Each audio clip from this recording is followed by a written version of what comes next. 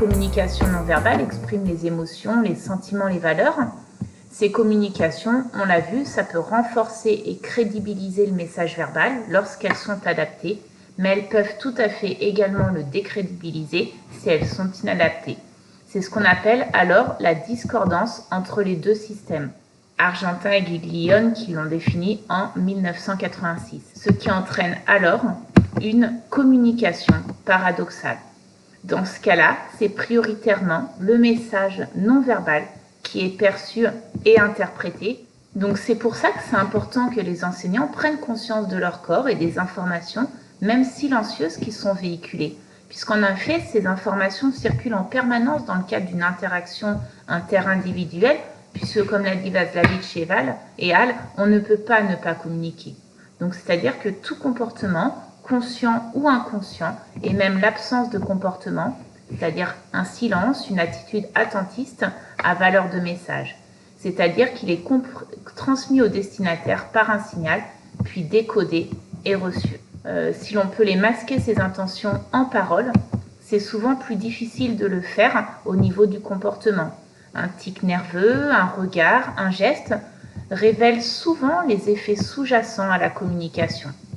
L'image résiduelle, celle qui reste à l'esprit de l'interlocuteur à l'issue d'une rencontre, celle qui permet de forger une première impression, repose en grande partie sur la multitude de messages envoyés par le corps.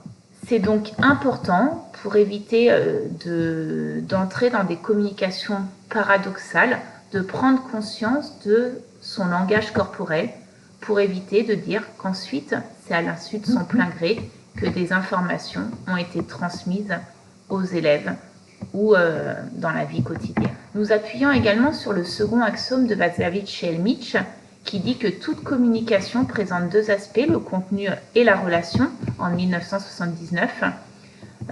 Nous mettons en évidence que les communications véhiculent au niveau relationnel des significations qui sont liées à l'état affectif des personnes en interaction, ce qui implique que les motivations et les intentions sous-jacentes aux communications sont perceptibles. Ainsi, lors d'une interaction entre deux individus, indépendamment de leur statut, à travers les aspects non-verbaux de la communication, des émotions et des sentiments sont véhiculés, en plus de nombreuses informations implicites. Nous poursuivons maintenant un petit peu par un détour théorique sur un cadre que nous avons également utilisé pour nous appuyer sur les travaux, qui s'appuie sur le concept d'immédiatie, qui regroupe tous les comportements non-verbaux de l'enseignant qui lui permettent d'être efficace en classe. Les travaux de McCroskey et Richmond et de leurs associés pointent les bénéfices sur les apprentissages affectifs et cognitifs et mettent en évidence que l'apprentissage de comportements plus tournés vers l'immédiatie est possible. Cette théorie est issue de la théorie de l'approche-évitement qui suggère que les personnes approchent ce qu'elles aiment et évitent ce qu'elles n'aiment pas. C'est Merabian en 1981 qui a défini ce concept-là. Dans le milieu scolaire, ce concept peut être défini comme les manifestations non verbales qui produisent un effet sur l'efficacité de l'enseignement, ça c'est Anderson en 1979, et les comportements non verbaux des enseignants qui agissent efficacement sur les résultats scolaires en classe. La proximité non verbale, qui correspond un petit peu à notre traduction du terme immédiatie, mais c'est compliqué de le traduire en français parce qu'on en perd toute la complexité. La proximité non verbale est définie comme l'usage implicite de signaux comportementaux de proximité relationnelle.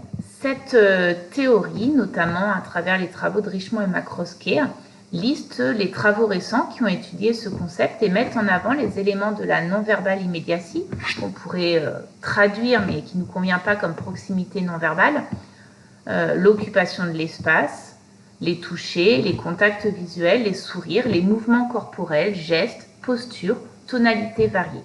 Donc parmi ces comportements non-verbaux, il a été montré par exemple par McCroskey, Salinen, Fire, Richmond et Barrackwood en 1996 que des contacts visuels, des sourires et une grande variété vocale sont des comportements de proximité les plus liés aux apprentissages affectifs. Pour Esler, qui a été cité par Osman en 2010, Cet auteur ajoute que la distance de l'enseignant, c'est-à-dire sa proxémie, ça va agir sur la perception par les élèves de sa gentillesse et de son efficacité. Par ailleurs, les sourires sont associés à de meilleures relations et des sentiments positifs plus forts envers celui qui les réalise. Enfin, les regards sont également des indicateurs importants de la relation entre l'enseignant et ses élèves. Il se substitue ces regards à la proximité physique lorsque celle-ci n'est pas possible. Donc on voit bien qu'au regard du contexte actuel, les sourires deviennent extrêmement difficiles par rapport au port de nos masques. Donc il va falloir impérativement compenser pour bien essayer malgré tout de créer du lien affectif avec nos élèves en jouant sur la vocalité, par la tonalité et sur les contacts visuels qui sont également des indicateurs importants. On voit également que tout ce qui concerne la proxémie, c'est-à-dire l'occupation de l'espace et la distance interpersonnelle va être importante pour agir sur le climat de classe.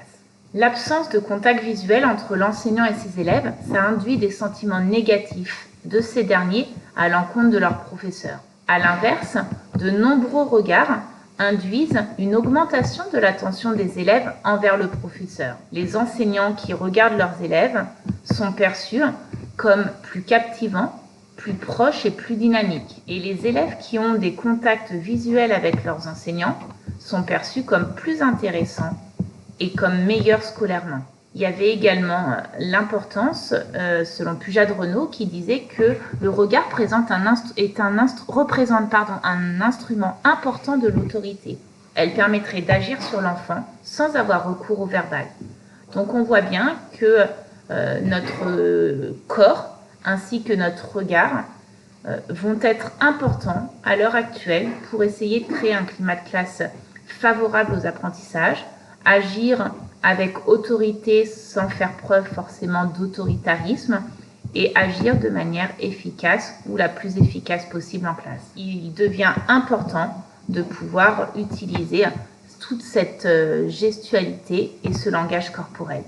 L'expérience de Makroské et al. Indique que les sourires, les mouvements corporels, l'activation physique, l'utilisation fréquente de gestes, des positions corporelles détendues, une utilisation variée de sa voix, favorisent les apprentissages de manière significative. C'est donc extrêmement important de pouvoir les exploiter et d'utiliser également sa gestuelle de manière adaptée. On voit qu'actuellement, la position corporelle détendue devient difficile avec ce port du masque, avec la nécessité de, pour beaucoup, forcer sur sa voix.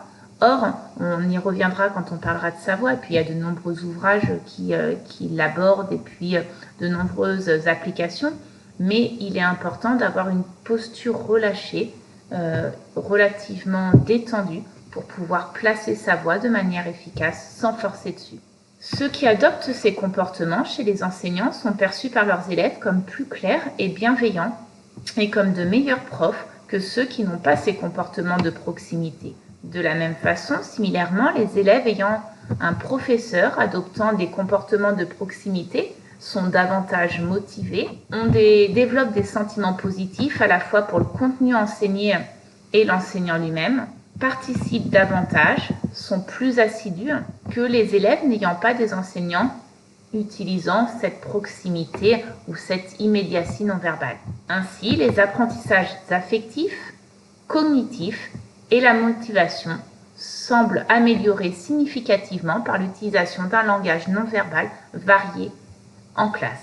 Attention, il est important également de se dire que nous devons fortement porter notre attention à ce langage corporel et qu'une attention accrue doit être portée aux comportements non verbaux puisqu'en quelques secondes, nous nous forgeons des impressions sur les individus qui influenceront par la suite les communications. Par exemple, dans une étude en Badi et Rosenthal, en 1993, on comparait les impressions qui apparaissaient chez des élèves après visionnage de clips de 10 secondes, 5 secondes et 2 secondes montrant des enseignants en classe. Ils devaient ensuite, ces élèves, remplir des questionnaires qui étaient identiques et les résultats mettent en évidence qu'il n'existe pas de différence significative, quelle que soit la longueur de ce clip. Les sujets observaient spécifiquement les comportements non verbaux des enseignants et étaient capables de les juger comme compétents, attentifs, actifs, empathiques, dominants, dignes de confiance, enthousiastes, honnêtes, optimistes, appréciables, peu anxieux, chaleureux, professionnels, même en quelques secondes.